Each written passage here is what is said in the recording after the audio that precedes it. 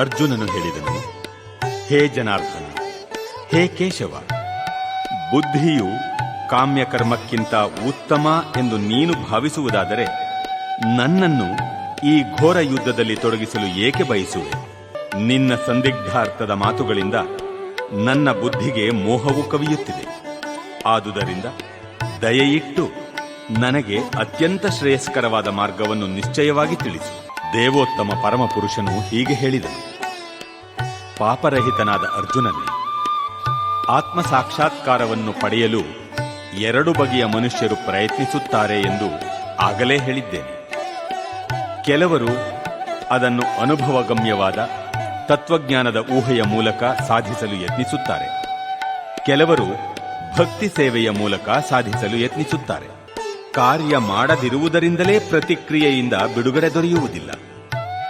ವೈರಾಗ್ಯ ಮಾತ್ರದಿಂದಲೇ ಪರಿಪೂರ್ಣತೆಯನ್ನು ಸಾಧಿಸಲು ಸಾಧ್ಯವಿಲ್ಲ. ಪ್ರಕೃತಿಯಿಂದ ಬಂದ ಗುಣಗಳಿಗೆ ಅನುಗುಣವಾಗಿ ಕರ್ಮವನ್ನು ಪ್ರತಿಯೊಬ್ಬನೂ ಮಾಡಲೇಬೇಕಾಗುತ್ತದೆ. ಆದುದರಿಂದ ಯಾರೂ ಒಂದು ಕ್ಷಣವಾದರೂ ಏನನ್ನೂ ಮಾಡದೇ ಇರಲು ಸಾಧ್ಯವಿಲ್ಲ. ಕರ್ಮೇಂದ್ರಿಯಗಳನ್ನು ನಿಗ್ರಹಿಸಿ ಇಂದ್ರಿಯ ವಿಷಯಗಳಲ್ಲಿ ಮನಸ್ಸು ನೆಟ್ಟ ಮನುಷ್ಯನನ್ನು ವಿಮೂಢಾತ್ಮನೆಂದು, ಮಿಥ್ಯಾಚಾರಿಯೆಂದೂ ಕರೆಯುವರು. ಇದಕ್ಕೆ ಪ್ರತಿಯಾಗಿ ಪ್ರಾಮಾಣಿಕನಾದ ಮನುಷ್ಯನು ಕ್ರಿಯಾಶಾಲಿಯಾದ ಇಂದ್ರಿಯಗಳನ್ನು ಮನಸ್ಸಿನಿಂದ ನಿಗ್ರಹಿಸಲು ಪ್ರಯತ್ನಿಸಿ ಕೃಷ್ಣ ಪ್ರಜ್ಞೆಯಲ್ಲಿ ಕರ್ಮಯೋಗವನ್ನು ಅನಾಸಕ್ತನಾಗಿ ಪ್ರಾರಂಭಿಸಿದರೆ ಅವನು ಎಷ್ಟೋ ಉತ್ತಮನು. ನಿನ್ನ ನಿಯಮಿತ ಕರ್ಮವನ್ನು ಮಾಡು, ಏಕೆಂದರೆ ಹಾಗೆ ಮಾಡುವುದು ಕರ್ಮವನ್ನು ಮಾಡದಿರುವುದಕ್ಕಿಂತ ಉತ್ತಮ. ಕರ್ಮವನ್ನು ಮಾಡದೆ ದೇಹವನ್ನು ಉಳಿಸಿಕೊಳ್ಳುವುದೂ ಸಾಧ್ಯವಿಲ್ಲ. ವಿಷ್ಣುವಿಗಾಗಿ ಮಾಡಿದ ತ್ಯಾಗವೆಂದು ಕರ್ಮವನ್ನು ಮಾಡಬೇಕು. ಇಲ್ಲವಾದರೆ ಕರ್ಮವು ಇಹಬಂಧನವನ್ನು ಸೃಷ್ಟಿ ಮಾಡುತ್ತದೆ. ಆದುದರಿಂದ ಕೌಂತೆಯ, ಭಗವಂತನ ತೃಪ್ತಿಗಾಗಿ ನಿನ್ನ ನಿಯತ ಕರ್ತವ್ಯಗಳನ್ನು ಮಾಡು. ಆ ರೀತಿಯಲ್ಲಿ ನೀನು ಬಂಧನದಿಂದ ಸದಾ ಮುಕ್ತನಾಗಿರುತ್ತೀಯ. ಸೃಷ್ಟಿಯ ಪ್ರಾರಂಭದಲ್ಲಿ ಸಕಲ ಜೀವಿಗಳ ಪ್ರಭುವು ಮನುಷ್ಯರ ಮತ್ತು ದೇವತೆಗಳ ಪೀಳಿಗೆಗಳನ್ನು ವಿಷ್ಣುವಿಗಾಗಿ ಯಜ್ಞಗಳೊಂದಿಗೆ ಕಳುಹಿಸಿಕೊಟ್ಟನು. ಅವರಿಗೆ, ಈ ಯಜ್ಞದಿಂದ ಸುಖವಾಗಿರಿ, ಇದನ್ನು ನಡೆಸಿದರೆ ನಿಮಗೆ ಇಷ್ಟಕಾಮಗಳೆಲ್ಲ ಸಿದ್ಧಿಸುತ್ತವೆ ಮತ್ತು ಮುಕ್ತಿ ಸಾಧನೆಯು ಕೈಗೂಡುತ್ತದೆ ಎಂದು ಹೇಳಿದರು. ಈ ಯಜ್ಞಗಳಿಂದ ಸಂತುಷ್ಟರಾದ ದೇವತೆಗಳು ನಿಮ್ಮನ್ನು ಸಂತೋಷಪಡಿಸುತ್ತಾರೆ. ಹೀಗೆ ಮನುಷ್ಯನ ಮತ್ತು ದೇವತೆಗಳ ಪರಸ್ಪರ ಸಹಕಾರದಿಂದ ಎಲ್ಲರಿಗೂ ಸಮೃದ್ಧಿಯುಂಟಾಗುತ್ತದೆ. ಬದುಕಿನ ವಿವಿಧ ಅಗತ್ಯಗಳ ಪೂರೈಕೆಯ ಹೊಣೆ ಹೊತ್ತಿರುವ ದೇವತೆಗಳು ಯಜ್ಞದ ಆಚರಣೆಯಿಂದ ಸುಪ್ರೀತರಾಗಿ ನಿಮ್ಮ ಎಲ್ಲ ಅಗತ್ಯಗಳನ್ನು ಪೂರೈಸುವರು. ಆದರೆ ಈ ವರಗಳನ್ನು ದೇವತೆಗಳಿಗೆ ಅರ್ಪಿಸದೆ ಅನುಭವಿಸುವವನು ನಿಜವಾಗಿಯೂ ಕಳ್ಳನೇ. ಭಗವಂತನ ಭಕ್ತರು ಎಲ್ಲ ಬಗೆಯ ಪಾಪಗಳಿಂದಲೂ ಬಿಡುಗಡೆ ಹೊಂದುತ್ತಾರೆ, ಏಕೆಂದರೆ ಅವರು ಯಜ್ಞದ ಶೇಷವನ್ನು ಊಟ ಮಾಡುತ್ತಾರೆ. ವೈಯಕ್ತಿಕ ಸಂತೋಷಕ್ಕೋಸ್ಕರ ಪಾಕ ಮಾಡಿಕೊಳ್ಳುವವರು ಖಂಡಿತವಾಗಿಯೂ ಪಾಪವನ್ನೇ ಊಟ ಮಾಡುತ್ತಾರೆ. ಎಲ್ಲ ಜೀವಿಗಳು ಆಹಾರ ಧಾನ್ಯಗಳಿಂದ ಬದುಕುತ್ತವೆ. ಧಾನ್ಯಗಳನ್ನು ಮಳೆ ಉತ್ಪತ್ತಿ ಮಾಡುತ್ತದೆ. ಯಜ್ಞದ ಆಚರಣೆಯಿಂದ ಮಳೆಯಾಗುತ್ತದೆ. ಯಜ್ಞವು ನಿಯತ ಕರ್ಮಗಳಿಂದ ಉದ್ಭವಿಸುತ್ತದೆ. ವೇದಗಳಲ್ಲಿ ನಿಯಂತ್ರಿತವಾದ ಕರ್ಮಗಳನ್ನು ವಿಧಿಸಿದೆ. ವೇದಗಳು ದೇವೋತ್ತಮ ಪರಮಪುರುಷನಿಂದ ನೇರವಾಗಿ ವ್ಯಕ್ತವಾಗಿವೆ. ಆದುದರಿಂದ ಸರ್ವಾಂತರ್ಯಾಮಿ ಪರಬ್ರಹ್ಮನು ನಿತ್ಯವಾಗಿ ಯಜ್ಞ ಕರ್ಮಗಳಲ್ಲಿ ಪ್ರತಿಷ್ಠಿತನಾಗಿರುತ್ತಾನೆ. ಅರ್ಜುನ, ವೇದಗಳು ಪ್ರವರ್ತಿಸಿದ ಈ ಯಜ್ಞಚಕ್ರವನ್ನು ಯಾರು ಮಾನವ ಜೀವನದಲ್ಲಿ ಅನುಸರಿಸುವುದಿಲ್ಲವೋ ಅವರದು ನಿಶ್ಚಯವಾಗಿ ಪಾಪವೇ ತುಂಬಿದ ಬದುಕು. ಇಂದ್ರಿಯಗಳ ತೃಪ್ತಿಗಾಗಿಯೇ ಬದುಕುವ ಇಂತಹ ಮನುಷ್ಯನ ಬದುಕು ವ್ಯರ್ಥ. ಯಾವ ಮನುಷ್ಯನು ಆತ್ಮದಲ್ಲಿಯೇ ಸಂತೋಷವನ್ನು ಕಂಡುಕೊಳ್ಳುವನು, ಯಾರ ಮನುಷ್ಯ ಜನ್ಮವು ಆತ್ಮ ಸಾಕ್ಷಾತ್ಕಾರದ ಬದುಕಾಗಿದೆಯೋ, ಯಾರು ಆತ್ಮನಲ್ಲಿಯೇ ಸಂತುಷ್ಟನಾಗಿರುವನೋ ಅವನಿಗೆ ಯಾವ ಕರ್ತವ್ಯವೂ ಇರುವುದಿಲ್ಲ. ಆತ್ಮ ಸಾಕ್ಷಾತ್ಕಾರವನ್ನು ಸಾಧಿಸಿದವನಿಗೆ ನಿಯಮಿತ ಕರ್ಮಗಳ ಅನುಷ್ಠಾನದಲ್ಲಿ ಯಾವ ಉದ್ದೇಶವೂ ಇರುವುದಿಲ್ಲ. ಅಂತಹ ಕರ್ಮವನ್ನು ಮಾಡದೇ ಇರಲು ಅವನಿಗೆ ಯಾವುದೇ ಕಾರಣವಿರುವುದಿಲ್ಲ. ಆತನು ಬೇರೊಬ್ಬ ಜೀವಿಯನ್ನು ಅವಲಂಬಿಸಲು ಕಾರಣವೂ ಇರುವುದಿಲ್ಲ. ಆದುದರಿಂದ ಕರ್ಮ ಫಲದಲ್ಲಿ ಆಸಕ್ತಿ ಇಲ್ಲದೆ ಕರ್ತವ್ಯ ಎಂದು ಕರ್ಮವನ್ನು ಮಾಡಬೇಕು. ಅನಾಸಕ್ತ ಕರ್ಮದಿಂದ ಮನುಷ್ಯನು ಪರಮಪ್ರಭುವನ್ನು ಹೊಂದಬಹುದು.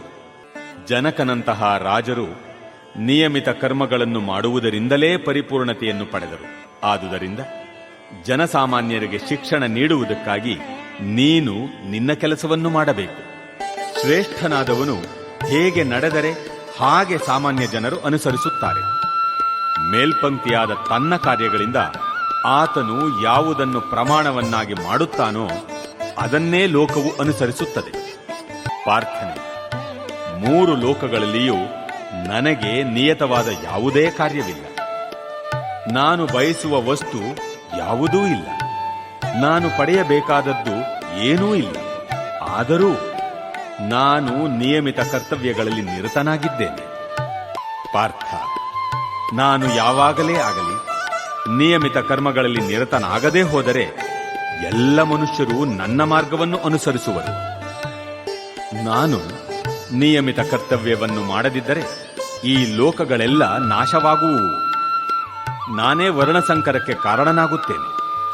ಅದರಿಂದಾಗಿ ನಾನೇ ಎಲ್ಲ ಜೀವಿಗಳ ಶಾಂತಿಯನ್ನು ನಾಶ ಮಾಡುತ್ತೇನೆ.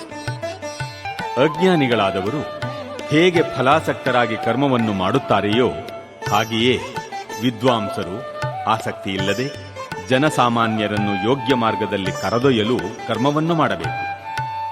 ನಿಯತ ಕರ್ತವ್ಯಗಳ ಕರ್ಮಫಲಕ್ಕೆ ಅಂಟಿಕೊಂಡಿರುವವರ ಕೆಲಸವನ್ನು ನಿಲ್ಲಿಸಿಬಿಟ್ಟರೆ ಅವರ ಬುದ್ಧಿ ಕಲಕುತ್ತದೆ. ಆದುದರಿಂದ ವಿದ್ವಾಂಸನು ಅವರ ಕೆಲಸವನ್ನು ನಿಲ್ಲಿಸಿಬಿಡಬಾರದು. ಭಕ್ತಿ ಭಾವದಿಂದ ಕೆಲಸ ಮಾಡಿ ಆತನು ಅಜ್ಞಾನಿಗಳನ್ನು ಕೃಷ್ಣ ಪ್ರಜ್ಞೆಯ ಕ್ರಮಕ್ರಮವಾದ ಬೆಳವಣಿಗೆಗಾಗಿ ಎಲ್ಲ ಬಗೆಯ ಚಟುವಟಿಕೆಗಳಲ್ಲಿ ತೊಡಗಿಸಬೇಕು. ಕಾರ್ಯಗಳನ್ನು ವಾಸ್ತವವಾಗಿ ಪ್ರಕೃತಿಯ ತ್ರಿಗುಣಗಳೇ ಮಾಡುತ್ತವೆ. ಆದರೆ ಅಹಂಕಾರದಿಂದ ಮೂಢನಾದವನು ತಾನೇ ಕಾರ್ಯಗಳನ್ನು ಮಾಡುತ್ತೇನೆ ಎಂದು ಭಾವಿಸುತ್ತಾನೆ.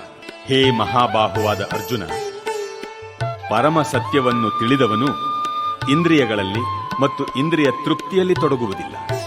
ಅವನಿಗೆ ಭಕ್ತಿ ಸೇವೆ ಮತ್ತು ಫಲದಾಸೆ ಇರುವ ಕರ್ಮ ಇವುಗಳಲ್ಲಿನ ವ್ಯತ್ಯಾಸವು ತಿಳಿದಿರುತ್ತದೆ.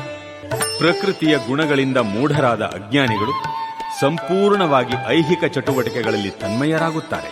ಕೆಲಸ ಮಾಡುವವರ ಅಜ್ಞಾನದಿಂದ ಈ ಕರ್ತವ್ಯಗಳು ಕೆಳಮಟ್ಟದವಾದರೂ ವಿವೇಕಿಗಳು ಅವರನ್ನು ವಿಚಲಗೊಳಿಸಲು ಪ್ರಯತ್ನಿಸಬಾರದು. ಆದುದರಿಂದ ಅರ್ಜುನ, ನಿನ್ನ ಎಲ್ಲ ಕರ್ಮಗಳನ್ನು ನನಗೆ ಅರ್ಪಿಸಿ ನನ್ನನ್ನು ಸಂಪೂರ್ಣವಾಗಿ ಅರಿತುಕೊಂಡು ಫಲಾಪೇಕ್ಷೆ ಇಲ್ಲದೆ, ಒಡೆತನದ ಭಾವವಿಲ್ಲದೆ, ಜಡತ್ವವಿಲ್ಲದೆ ಯುದ್ಧ ಮಾಡು. ನನ್ನ ಅಪ್ಪಣೆಗೆ ಅನುಸಾರವಾಗಿ ತಮ್ಮ ಕರ್ತವ್ಯಗಳನ್ನು ನಿರ್ವಹಿಸಿ ಈ ಬೋಧನೆಯನ್ನು ಅಸೂಯೆ ಇಲ್ಲದೆ ಶ್ರದ್ಧೆಯಿಂದ ಅನುಸರಿಸುವವರು ಕರ್ಮಫಲದ ಬಂಧನದಿಂದ ಮುಕ್ತರಾಗುತ್ತಾರೆ. ಯಾರು ಅಸೂಯೆಯಿಂದ ಈ ಬೋಧನೆಗಳನ್ನು ಅಲಕ್ಷಿಸುವರೋ ಮತ್ತು ಅವನ್ನು ಅನುಸರಿಸುವುದಿಲ್ಲವೋ ಅವರು ಯಾವ ತಿಳುವಳಿಕೆಯೂ ಇಲ್ಲದವರು, ವಿಮೂಢರು ಎಂದು ಭಾವಿಸಬೇಕು. ಪರಿಪೂರ್ಣತೆಗಾಗಿ ಅವರು ಪಡುವ ಶ್ರಮವೆಲ್ಲ ನಾಶವಾಗುವುದು. ಪ್ರತಿಯೊಬ್ಬನೂ ತಾನು ತ್ರಿಗುಣಗಳಿಂದ ಪಡೆದ ಸ್ವಭಾವಕ್ಕೆ ಅನುಗುಣವಾಗಿ ನಡೆಯುತ್ತಾನೆ. ಆದ್ದರಿಂದ ತಿಳುವಳಿಕೆಯುಳ್ಳವನೂ ಕೂಡ ತನ್ನ ಸ್ವಭಾವಕ್ಕೆ ಅನುಗುಣವಾಗಿ ಕಾರ್ಯನಡೆಸುತ್ತಾನೆ. ನಿಗ್ರಹದಿಂದ ಫಲವೇನು? ಇಂದ್ರಿಯಗಳು ಮತ್ತು ಅವುಗಳ ವಿಷಯಗಳಿಗೆ ಸಂಬಂಧಿಸಿದಂತೆ ರಾಗದ್ವೇಷಗಳನ್ನು ನಿಯಂತ್ರಿಸುವ ತತ್ವಗಳಿವೆ. ಮನುಷ್ಯನು ಇಂತಹ ರಾಗದ್ವೇಷಗಳ ವಶನಾಗಬಾರದು. ಏಕೆಂದರೆ ಆತ್ಮಸಾಕ್ಷಾತ್ಕಾರದ ಮಾರ್ಗದಲ್ಲಿ ಅವು ಅಡ್ಡಿಗಳು.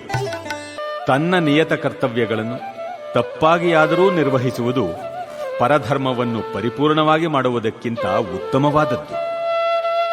ಸ್ವಧರ್ಮದಲ್ಲಿ ನಾಶವು ಮತ್ತೊಬ್ಬರ ಧರ್ಮವನ್ನು ಆಚರಿಸುವುದಕ್ಕಿಂತ ಉತ್ತಮ. ಏಕೆಂದರೆ ಪರಧರ್ಮವು ಭಯಂಕರವಾದದ್ದು. ಅರ್ಜುನನು ಹೇಳುತ್ತಾನೆ, ವೃಷ್ಣಿಯ ಸಂತತಿಯವನಾದ ಕೃಷ್ಣನೇ, ಮನುಷ್ಯನು ಇಷ್ಟವಿಲ್ಲದಿದ್ದರೂ ಬಲಾತ್ಕಾರದಿಂದ ಪಾಪಕಾರ್ಯಗಳನ್ನು ಮಾಡಲು ಯಾವುದರಿಂದ ಪ್ರಚೋದಿತನಾಗುತ್ತಾನೆ? ದೇವೋತ್ತಮ ಪರಮಪುರುಷನು ಹೇಳಿದನು, ಅರ್ಜುನ, ರಜೋಗುಣದ ಸಂಪರ್ಕದಿಂದ ಹುಟ್ಟಿ ಅನಂತರ ಕ್ರೋಧವಾಗಿ ಮಾರ್ಪಡುವ ಕಾಮವೇ ಇದಕ್ಕೆ ಕಾರಣವಾಗುತ್ತದೆ.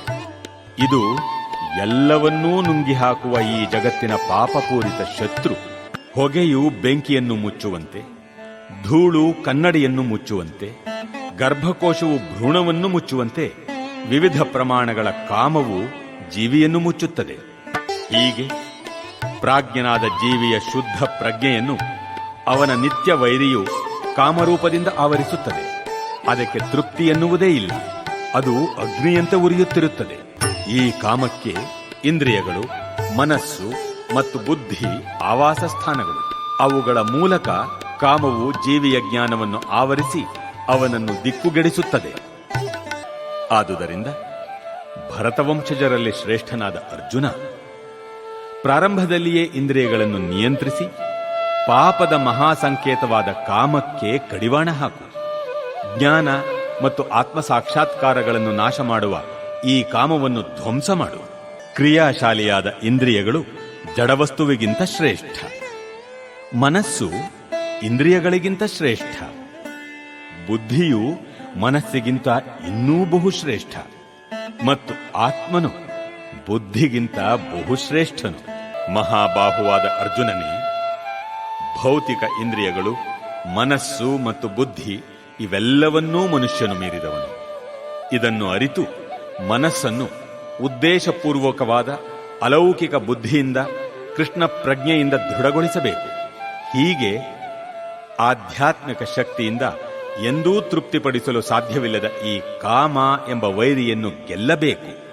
ಓಂ ತಸ್ಸದಿತಿ ಶ್ರೀಮದ್ಭಗವದ್ಗೀತಾಸು ಉಪನಿಷತ್ಸು ಬ್ರಹ್ಮವಿದ್ಯಾಯಾಂ ಯೋಗಶಾಸ್ತ್ರೇ ಶ್ರೀಕೃಷ್ಣಾರ್ಜುನ ಸಂವಾದೇ ಕರ್ಮಯೋಗೋ ನಾಮ ತೃತೀಯೋಧ್ಯಾಯಃ.